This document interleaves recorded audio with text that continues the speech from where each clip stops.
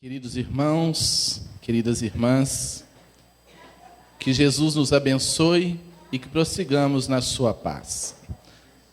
Abraçamos os queridos irmãos, internautas, que nos acompanham pela rede Amigo Espírita, Canal 4, todos os companheiros aqui de Colatina, e peço licença para enviar um grande abraço aos queridos irmãos da Sociedade Espírita Paz, Amor e Caridade de Espera Feliz, onde militamos.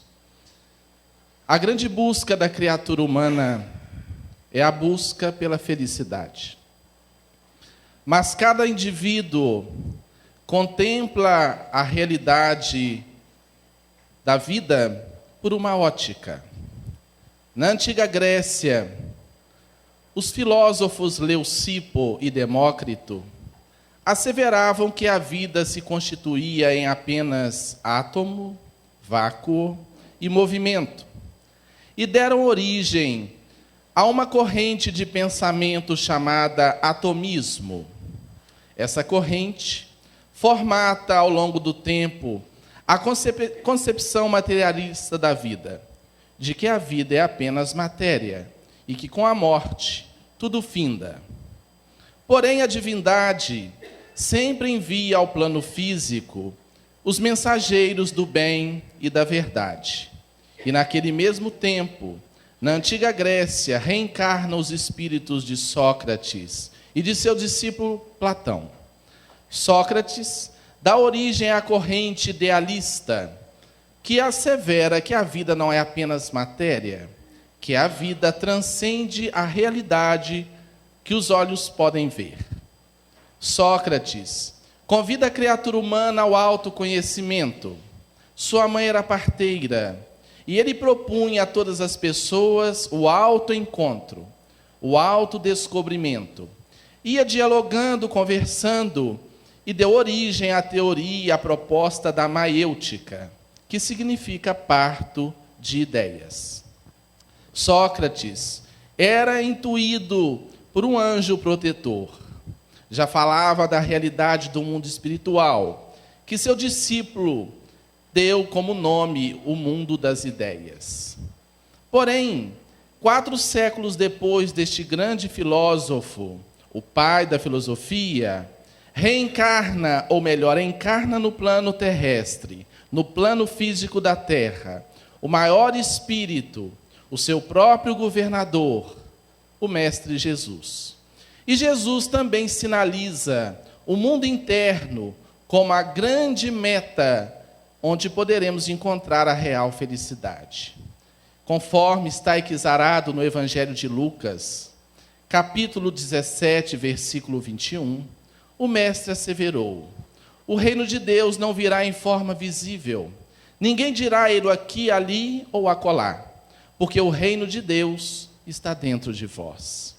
Vejamos que ele sinalizava a realidade profunda do ser, o que hoje a psicologia vem mostrar, conforme o psicólogo norte-americano Daniel Goleman vem mostrar no livro Inteligência Emocional, que para uma vida feliz, equilibrada, é preciso nós compreendermos as nossas emoções. O que são emoções? As emoções são reações neuroquímicas que surgem a partir de pensamentos. Numa linguagem mais simples, diríamos que a emoção é o resultado do pensamento no corpo físico. O indivíduo pensa, imediatamente ele sente. Mas nós precisamos compreender que nós não somos pensamentos e emoções. Como esclarece a benfeitora espiritual Joana de Ângeles, nós temos pensamentos, mas não somos os pensamentos. Nós somos a consciência profunda, o Cristo interno, a centelha divina, o Espírito imortal, que deve gerenciar o campo mental. A mente é esse turbilhão de pensamentos. Quantos de nós vivemos mergulhados na intimidade da mente? Para sabermos se estamos na mente ou se estamos na consciência, basta analisarmos se estamos no passado, no futuro ou no presente. Se nós vivemos muito no passado, estamos na mente. Se nós ficarmos muito vinculados ao futuro, estamos na mente. Mas se nós estamos no agora, no presente, nós estamos na consciência. E Jesus já falara disso. Ele disse: aquele que toma do arado não olha para trás. Quem toma do arado e olha para trás não está apto para o reino de Deus. Porque o reino de Deus está no aqui e no agora. Ele também asseverou: olhai os lírios do campo, que não semeiam nem ceifam, as aves do céu, nem Salomão em toda a sua glória se vestiu como um desses lírios. A cada dia basta o seu cuidado. Ou seja, a vida também não está no futuro. A gente pode planejar, elaborar metas, mas sempre com os pés fincados no presente. Quando nós estamos no agora, nós sentimos a vida. Quando a mente está pacificada, nós sentimos a vida. Quantas vezes nós tomamos um banho, não sentimos a água, o shampoo, o sabonete. Tem gente que acaba de tomar banho e não sabe onde está e o que está fazendo, se já terminou ou não. E aí que se dá conta: eu já tomei meu banho. Mas onde o indivíduo estava? Na mente. Pensando, pensando, pensando, pensando. Quantas vezes nós contemplamos uma paisagem e não sentimos a paisagem? Nós sabemos conceitualmente que a paisagem é bonita, que o mural é bonito, que o cenário é lindo, um conceito, mas não conseguimos fruir, sentir, porque estamos mergulhados num caudal complexo de pensamentos e de emoções. O apóstolo Paulo nos falou da mente.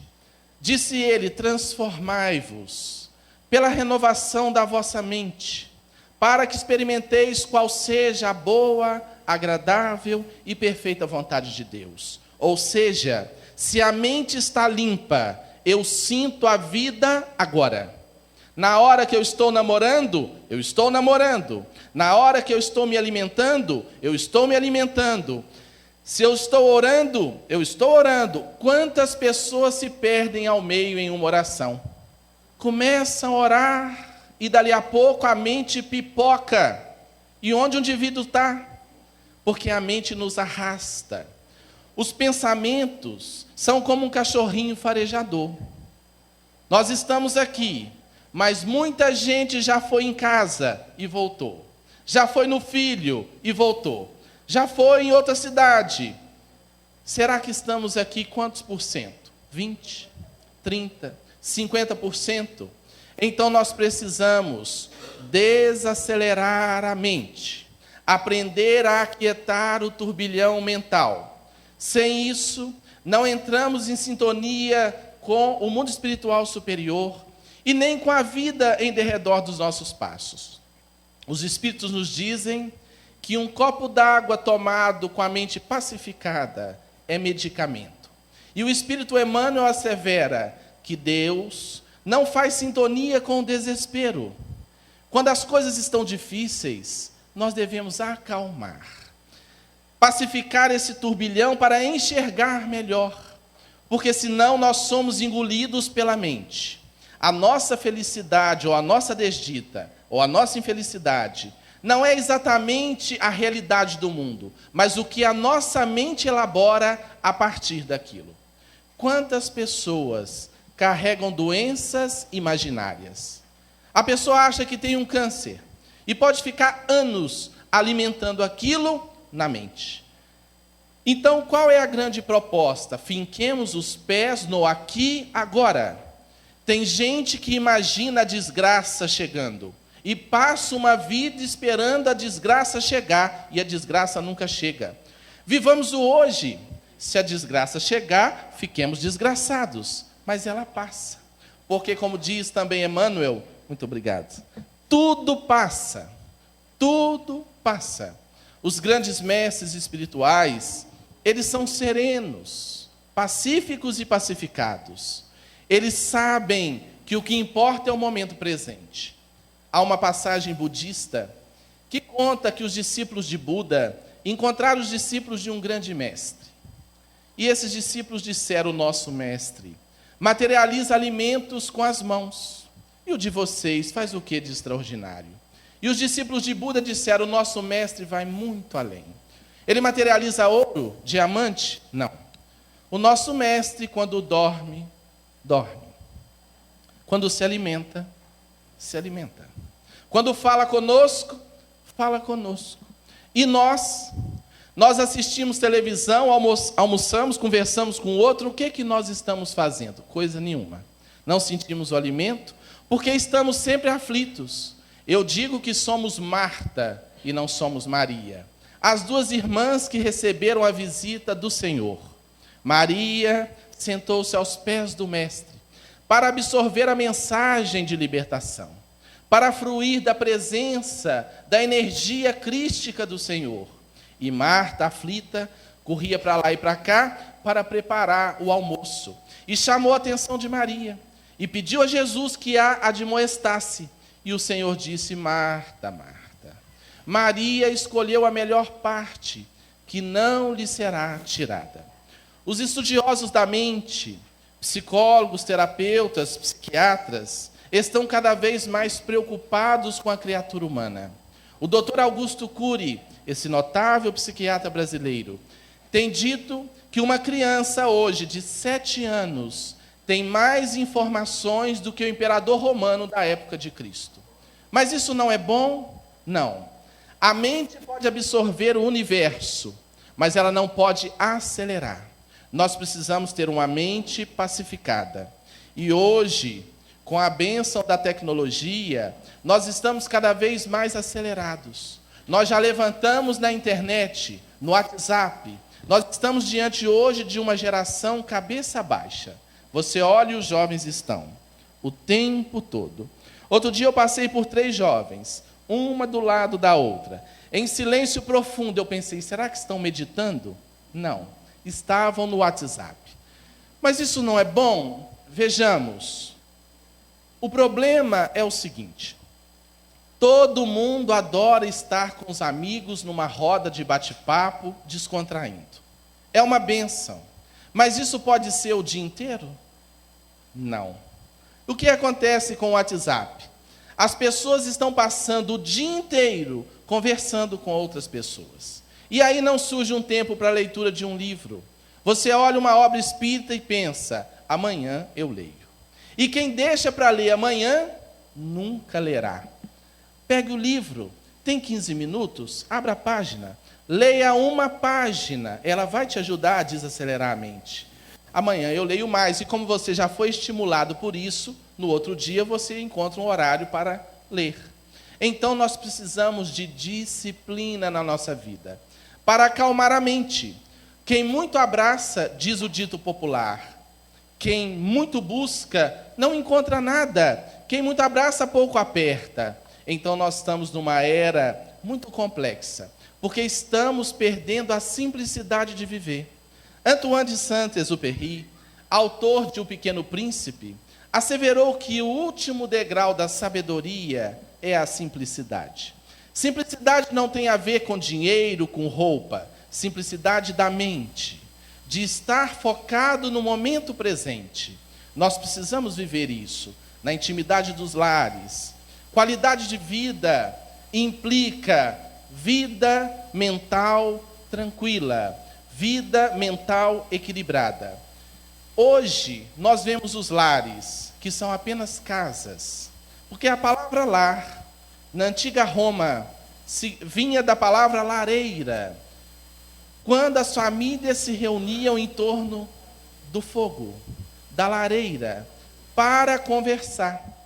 E hoje, há casas que a gente conhece, que cada um fica no seu quarto, com a sua televisão, o seu computador, o seu celular, e não há conversa. Os pais não conversam com os filhos. Há filhos que são monossilábicos. Os pais falam, e eles estão no celular. Tá. Sim. Tá. E não há diálogo. Eu me recordo na minha infância, em Espera Feliz, nossa cidade, que na casa de um tio não havia lareira, mas havia um fogão a lenha. E em torno do fogão a lenha, enquanto um queijo derretia na ponta do garfo, meu pai e meu tio conversavam, contavam causos, principalmente causos de assombração. o que me custou dormir muitas vezes suando debaixo de um cobertor, mas foi uma bênção, porque eu tirava o cobertor e eu via imagens dentro do quarto, na escuridão e o medo, e aí eu aprendi a orar o Pai Nosso, e ir orando o Pai Nosso até tombar de sono, ou muitas vezes, quando o sono não vinha, eu gritava do meu quarto, Pai, e ele dizia, o que foi, menino? Estou sem sono. Era uma forma de dizer que eu estava com medo. E ele dizia, o que você quer, menino? Posso ir para aí? E nossa casa era modesta, porque não tinha portas. Eu não sei como eles namoravam, mas não tinha porta. E aí eu ia, entrava pelos pés, certamente atrapalhando tudo, mas ali eu dormia no reino dos céus. Porque não há nada melhor do que a cama de uma mãe e de um pai. O cheiro é terapêutico. Vocês concordam comigo? Você sente o cheiro, e agora os especialistas estão dizendo que cheiro de mãe e cheiro de filho é antidepressivo. Vocês já viram mães pegarem o nenenzinho e elas fazem assim? E não entra em depressão pós-parto, porque o cheiro da criança, na verdade, o que cura a depressão é a vivência do amor, é sentir o amor. E também sairmos do eu para o nós.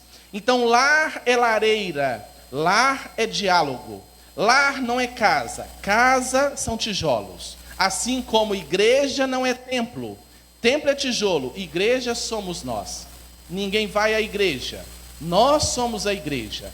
Nós vamos aos templos, mas para ser igreja é preciso viver, ou pelo menos se esforçar, para viver essas diretrizes abençoadas do Evangelho. Então, felicidade, qualidade de vida, passa pelo autoconhecimento, ir para dentro, para depois irmos para fora. Observemos a perfeição da vida. Nós temos que ter olhos de ver. Olha a nossa respiração. A gente inspira e expira. Há um movimento para dentro e há um movimento para fora. A vida tem que ser assim. O movimento para dentro é um movimento de autoconhecimento.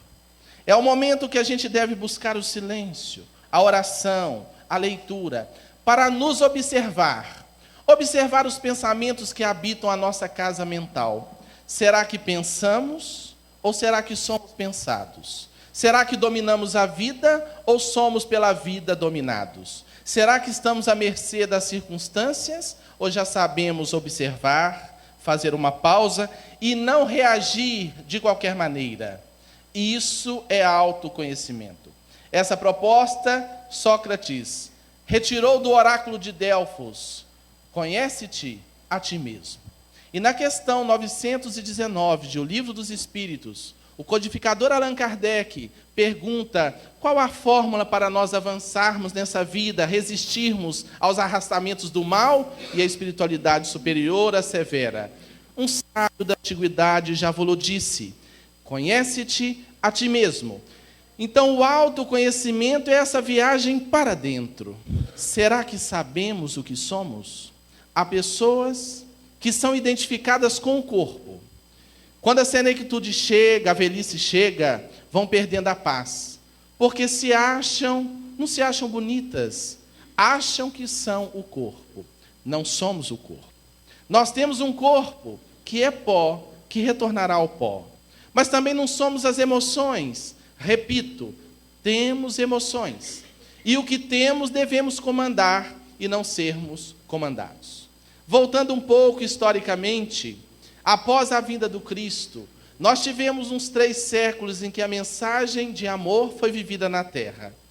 Essa mensagem de benevolência, de caridade, de alto amor, porque o Mestre sintetizou toda a lei e os profetas em amar a Deus sobre todas as coisas e ao próximo como a si mesmo. Então, o alto amor também é fundamental. Se eu perdoo o outro, eu tenho que me perdoar. Mas após o advento da vinda do Senhor, tempos depois, surge o poder temporal, se une à religião. A Igreja Romana, durante 1000 anos, domina a Terra, do século V ao século XV, toda a Idade Média, e nesse período a ciência não avançou. A arte foi dominada pela visão teológica, até que no século XVI, alguns heróis da fé vieram propor uma renovação. Lutero, Calvino, Wycliffe vieram dizer que o evangelho tinha que ser pregado na língua do povo, que os homens deveriam conhecer as letras sagradas. E surge o protestantismo com uma grande proposta de renovação. Posteriormente vem o iluminismo francês, convidando a criatura humana a raciocinar, a pensar. Mas a criatura é muito paradoxal. Nós saímos do religiosismo da Idade Média e no século XIX começamos a cair, século XVIII e XIX, no racionalismo sem Deus, na visão materialista, da corrente atomista lá da Grécia. A vida é apenas átomo, vácuo e movimento. É nesse momento que os céus se movimentam e que o Senhor envia à terra os seus mensageiros para cumprir a promessa presente no Evangelho de João, nos capítulos 14 e 16. Diz Jesus: tenho ainda muito que vos dizer, mas vós não podeis suportar agora. Quando vier, porém, o Espírito da verdade, o Consolador, o Paracleto, relembrará tudo o que eu disse e dirá coisas novas. Então vem o professor Hipólito Leon Denisard Rivaio, é convocado para essa missão. E no dia 18 de abril de 1857 vem a lume o Livro dos Espíritos. Essa obra singular que precisa ser estudada, apresentando os postulados básicos, os ensinamentos fundamentais da doutrina espírita. Como dizia nosso querido Chico Xavier, o Espiritismo é Jesus de novo para o coração do povo. É Jesus para ser entendido, mas sobretudo para ser vivido. É Jesus explicado, porque Jesus também falou: o Consolador falará de mim diretamente. Não tem alegorias, não tem mitos. Jesus estava prometendo a vinda de um Consolador que ia esclarecer a criatura humana. E com o Espiritismo nós agora não podemos dizer que não sabemos, porque ele vem nos falar da existência de Deus. Não um Deus que castiga e pune, mas um Deus que educa, porque permite colhermos hoje as semeaduras do pretérito, mas semearmos hoje a colheita do futuro. Então nós somos os artífices, os arquitetos da nossa felicidade ou da nossa desdita. Não vamos culpar pai, mãe, político, Deus. A chave da felicidade está em nossas mãos. Mas como semeie o bem? Mesmo em meio à tempestade, semeie o bem. Muitas vezes nós reclamamos que não somos felizes. Certa feita, uma senhora foi até Chico Xavier e disse: Chico, eu tenho tudo e sou infeliz. Eu tenho um marido excelente, 2 filhos maravilhosos, dinheiro, saúde, tenho tudo, mas não sou feliz. E Chico olhou e, com uma sabedoria incomum, disse: ah, minha irmã, às vezes nos falta a alegria que não promovemos no outro. Às vezes nos falta a alegria do outro. Porque se eu não faço ninguém feliz, como eu vou me felicitar? Nós só temos o que doamos. Se eu perdoo, eu serei perdoado.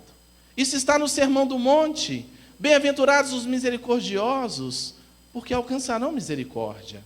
Então, nós desejamos uma vida de felicidade, mas não nos movimentamos.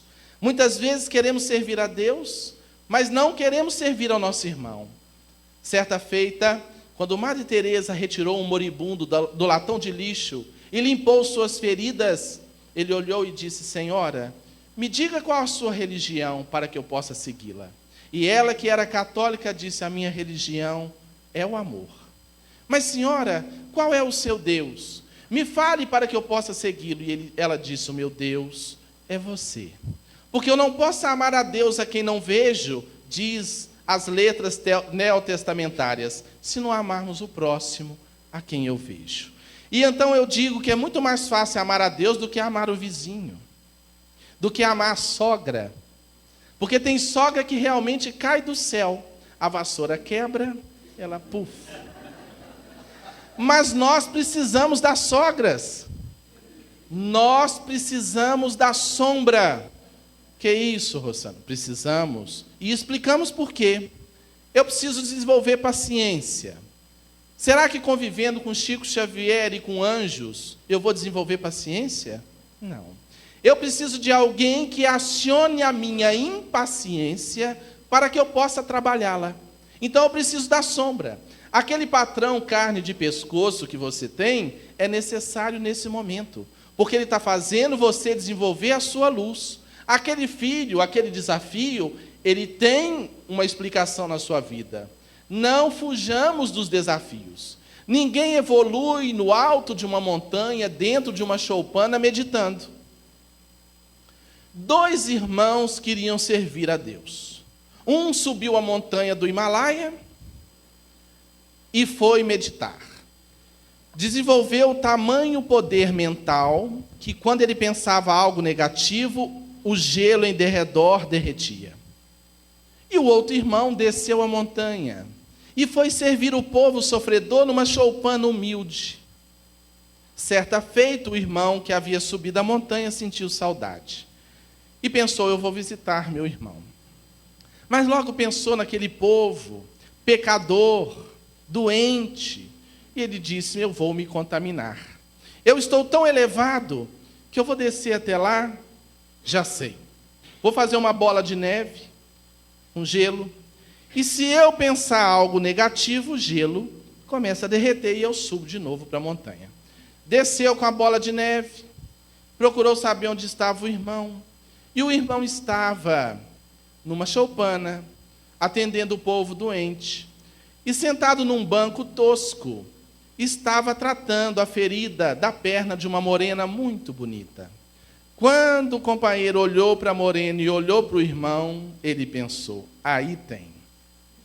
Mas logo que ele pensou, o gelo começou a derreter. Não porque ele viu a morena, mas porque ele imaginou que ali havia algum outro interesse. Mas aí foi muito importante, porque ele se deu conta que sozinho, no alto da montanha, ele não tinha desenvolvido realmente os valores morais necessários para uma vida feliz. Ele estava vulnerável ao contexto humano e olhou para seu irmão, que socorria a jovem, estava em profunda paz, centrado, servindo. Porque o irmão, no atritar das arestas do mundo, nessa arena existencial, estava desenvolvendo capacidade intelecto-moral, desenvolvendo, sobretudo, moralidade. Porque falamos que é muito fácil subir a montanha para orar, meditar e etc. O difícil é descer a montanha para conviver. Tem gente que é muito boa enquanto você não pisa no calo, mas se pisar você conhece. Então nós temos a necessidade da sombra. O plano físico na Terra é um ponto de encontro. Nas dimensões espirituais não existe democracia, existe meritocracia. Existem várias dimensões. Quem está embaixo, numa dimensão inferior, não tem acesso às dimensões superiores. Mas quem está em cima, acima, pode descer. Vejamos nosso lar, a figura de André Luiz. Quando ele chega na colônia Nosso Lar, ele se dá conta de que sua mãe está numa esfera superior. De que seu pai, porque se comprometera com algumas amantes, está numa esfera inferior. E a mãe o visita, mas ele não visita a mãe. Então, o mundo espiritual é dividido. Há uma seleção. Mas na Terra é um grande ponto de encontro. Aqui reencarnam Hitler e Chico Xavier. Reencarnamos todos nós, nos diferentes níveis evolutivos, para aprendermos uns com os outros. Temos necessidade da convivência para podar as arestas. Então o Espiritismo vem, através da reencarnação, mostrar a justiça e a misericórdia de Deus. Justiça porque aqui nós colhemos o passado e semeamos o futuro. Então, se plantamos algo negativo, nós colheremos. É castigo de Deus? Não. É oportunidade de reeducação espiritual. E é a misericórdia, que não nos condena às labaredas infernais. O Papa João Paulo II asseverou, certa feita, que céu e inferno são estados de consciência e não espaços geográficos. E agora o Papa Francisco também vem dizer que no inferno não há fogo. Meus irmãos, há mais de 150 anos o Espiritismo vem dizendo que céu e inferno são condições da alma, não são espaços para onde seremos enviados para sofrer ou viver na plenitude da ociosidade. Um céu onde só contemplamos e ficamos ali no ócio, não é o céu. Porque Jesus asseverou: meu Pai até hoje trabalha e eu também trabalho. Se queremos felicidade, além do autoconhecimento, temos que ter um ideal superior. Será que sabemos o que estamos fazendo na terra? Mas realizar algo nobre não é realizar uma grande obra. O importante não é fazer grandes coisas, é fazer coisas pequeninas de forma grandiosa. Fomos acolhidos hoje aqui nesta casa, com essa energia tão maravilhosa, com tanta espontaneidade, beleza, alegria. Isso é uma grande obra. Irmãos fraternos, nada encaixotado, tudo espontâneo, sincero, sem perder a sobriedade necessária que a doutrina merece, porque é uma doutrina que fala também aos que choram. E às vezes a nossa alegria pode até ferir, mas se essa alegria acolhe, ela consola e liberta. Que bom! A doutrina espírita vem propor isso, propor o intercâmbio com a espiritualidade. Através da mediunidade temos convicção absoluta da imortalidade da alma, de que não estamos desamparados. Então nós vamos desenvolvendo amorosidade, fraternidade. Allan Kardec perguntou aos espíritos superiores na questão 886 de O Livro dos Espíritos: o que é caridade conforme entendia Jesus? Os benfeitores deram uma síntese fantástica para os nossos estudos. Eles disseram: benevolência para com todos, indulgência para com as imperfeições alheias e perdão das ofensas. Analisemos. Indulgência com todos, benevolência, perdão, com todos, não apenas com os que sofrem, porque às vezes é mais fácil socorrer quem está caído do que aplaudir quem está melhor do que a gente. Mas viver caridade no sentido moral é prestigiar a todos, é aplaudir quem está melhor também. Indulgência para com as imperfeições alheias é um desafio. Quando o indivíduo desenvolve certas habilidades, ele pode se tornar intolerante, porque ele já sabe e o outro ainda não sabe. Então, caridade também é respeitar o tempo do outro, respeitar que cada um está no seu ritmo, respeitar que cada um está realizando a sua evolução como pode. Chico dizia também: eu me obrigo a ser o melhor que eu posso ser para os outros, mas permita a cada um ser como lhe apraz. Ser indulgente é ter tolerância, compreensão, flexibilidade com o outro. Cada um é o que consegue ser. E perdão das ofensas. Perdoar é limpar as engrenagens da alma do ácido corrosivo da mágoa. Mágoa alimentada gera um dia um câncer. O câncer é a desarmonia do funcionamento de uma célula. E à luz da doutrina sabemos que um psiquismo atormentado pela mágoa desarticula as engrenagens do perispírito, que alcança o corpo somático, desarticulando a sua saúde. Perdoar é entender que o outro é frágil. Os espíritos dizem que a criatura humana, em realidade, não é má, é apenas frágil. Então, a gente precisa perdoar. Outro momento, uma senhora foi até Chico e disse: Chico, meu marido, eu já o perdoei mais do que recomendo o Evangelho. Porque o Evangelho fala de 70 vezes, 7 vezes. Eu fiz o cálculo, eu já perdoei mais do que 490 vezes. E agora, sento o pé nele? E Chico disse: minha irmã, Emmanuel está explicando que é 70 vezes, 7 vezes, cada ofensa. Ou seja, é uma limpeza do coração. É acolher. Rossano, mas não é fácil. Mas o Senhor disse que a porta é estreita. A porta não é larga.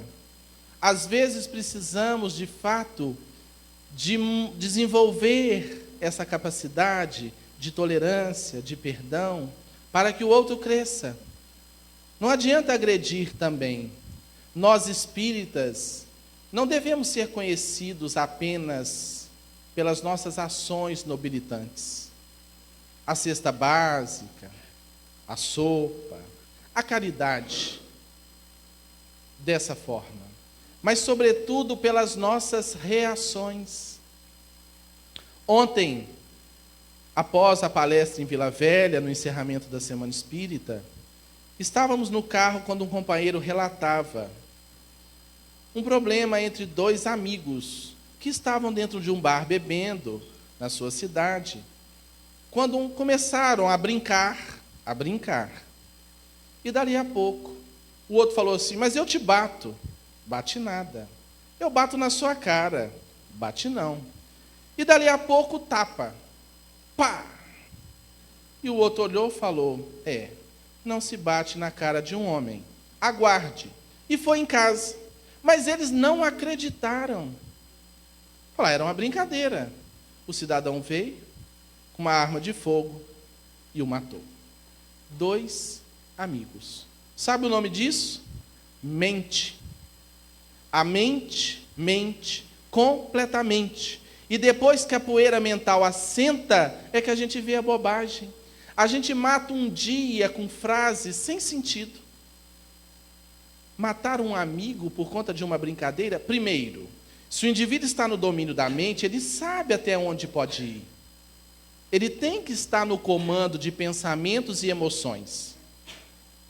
Nós temos 4 ritmos cerebrais: delta, teta, alfa e beta, que podem ser diagnosticados pelo eletroencefalograma. No ritmo delta é o sono profundo.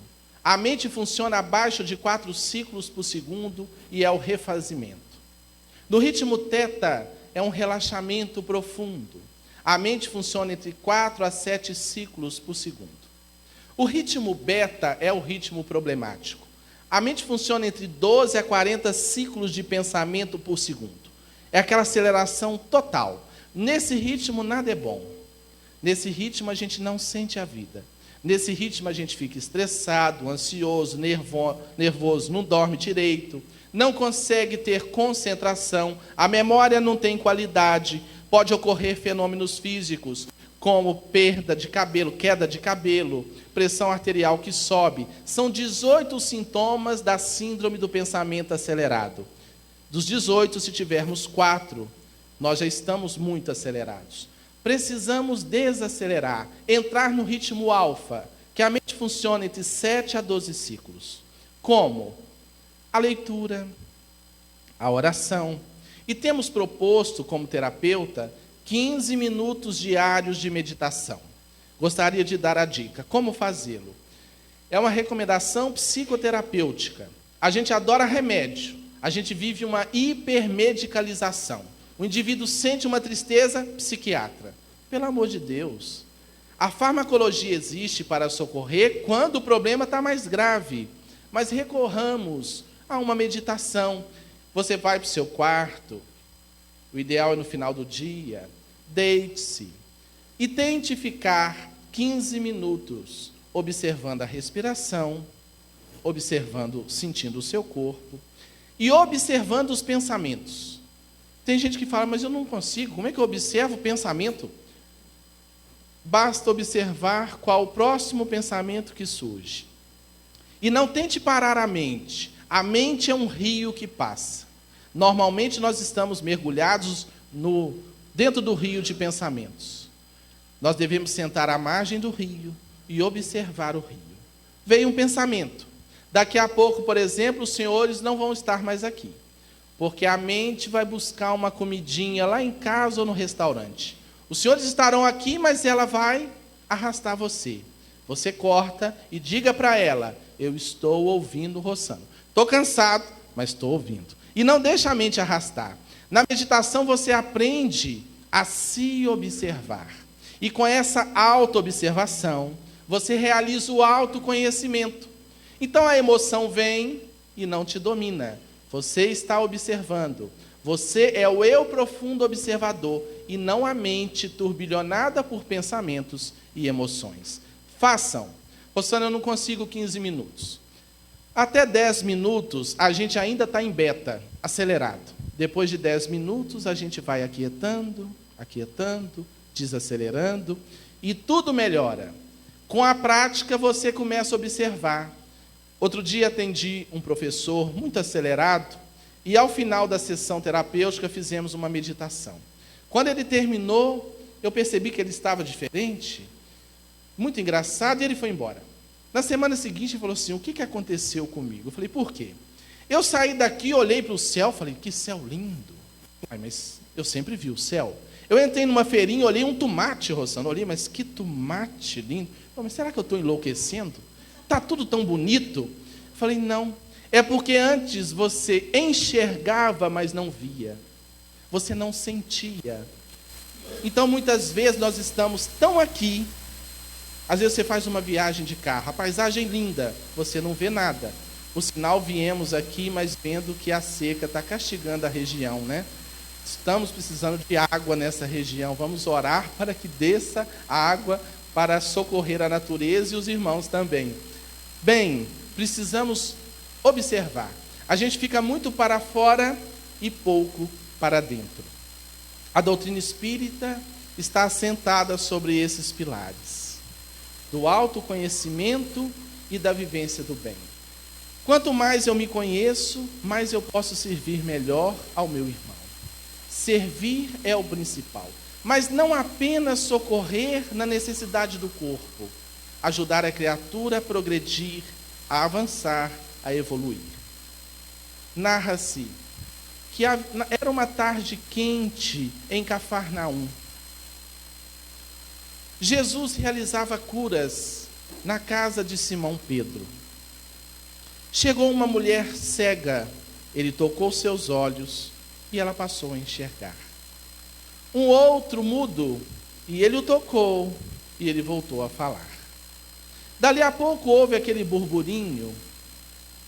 Alguém tentava penetrar a intimidade da casa de Simão, mas a multidão não deixava.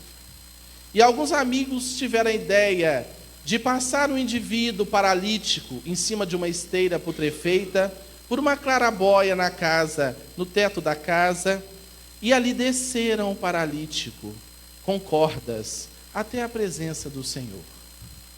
Jesus olhou o homem, dominado pela paralisia, e disse: Natanael ben Elias, tu crês que eu te possa curar? Ele olhou e disse: Senhor, tu sabes o meu nome? Eu sou o bom pastor e conheço todas as minhas ovelhas nominalmente.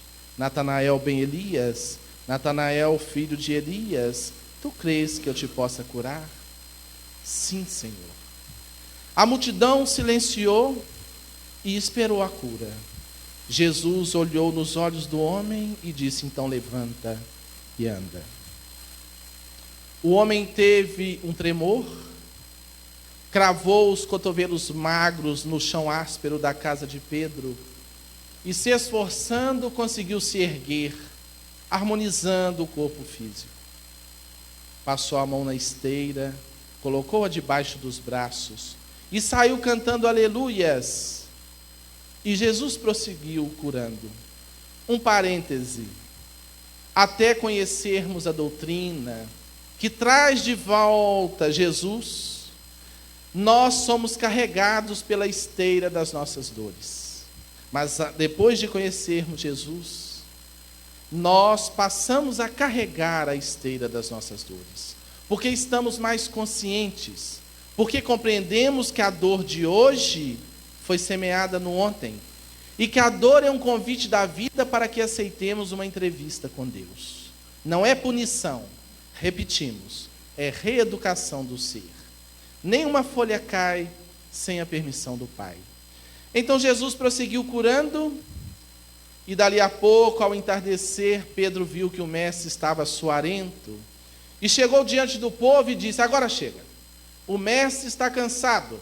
Vão embora, amanhã vocês voltam. Eu gosto muito de Pedro porque ele resolve a parada. É meio um Virgílio assim, né? E fala e pronto. Então, Pedro pegou no braço do irmão luminoso, aquele homem que era um traço de luz entre o céu e a terra, e caminhou com Jesus até as margens do lago de Genezaré. Pedro estava sensibilizado. Era um pescador humilde e pensava: como pode um homem desse em minha casa modesta? O profeta de Deus, o maior dos profetas, um homem que cura com o olhar. Mas quando ele olhou, Jesus estava sentado sobre as raízes de uma árvore frondosa, as raízes expostas, e Jesus chorava. Ele acercou-se do Senhor e disse: mestre, tu choras? Sim. Tu choras de alegria porque hoje foi um festival de milagres? Certamente. E o Senhor disse: não, Simão. Como não? Eu choro de tristeza. Mas por que, Senhor? Lembra daquela mulher que chegou cega e voltou a enxergar? Ela está dizendo agora que agora vai se vingar de todos aqueles que não davam a ela a atenção que ela merecia quando ela não enxergava. Lembra daquele homem que voltou a falar? Ele está dizendo que também vai se vingar, porque ninguém dava atenção, já que ele não podia falar. E lembra de Natanael ben Elias?